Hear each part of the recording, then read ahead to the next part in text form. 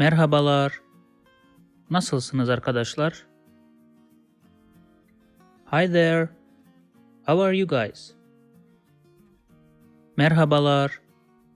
Nasılsınız arkadaşlar? Bildiğiniz gibi bugün pazartesi.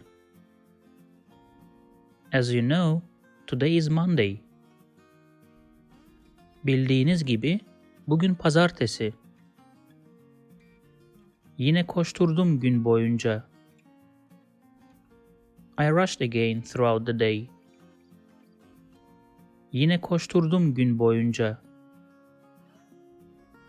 Öğle yemeğine sushi yedim. I had sushi for lunch. Öğle yemeğine sushi yedim. Fakat akşam hiçbir şey yemedim. But I didn't eat anything in the evening. Fakat akşam hiçbir şey yemedim. Şimdi de pişmanım. And now I regret. Şimdi de pişmanım. Çünkü çok acıktım. Because I'm very hungry. Çünkü çok acıktım. Umarım mutfağa gitmem. I hope I wouldn't go to the kitchen. Umarım mutfağa gitmem. Çünkü kilo vermek istiyorum. Because I want to lose weight. Çünkü kilo vermek istiyorum. Aslında çok şişman değilim. Actually, I'm not very fat. Aslında çok şişman değilim. Ama yine de kilo vermek istiyorum. But I still want to lose weight. Ama yine de kilo vermek istiyorum. Neyse, konuyu değiştirelim. Anyway, let's change the topic. Neyse, konuyu değiştirelim. Bugün annem aradı. My mom called today.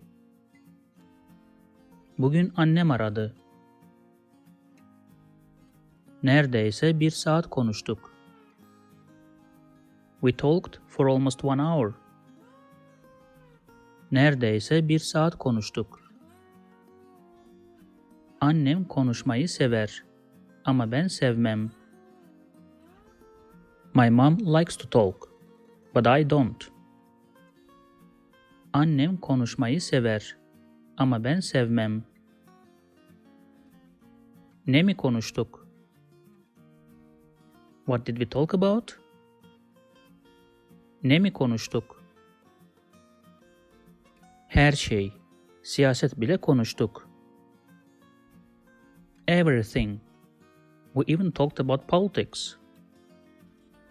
Her şey. Siyaset bile konuştuk. Sanırım yarın devam edeceğiz. I believe we will continue tomorrow.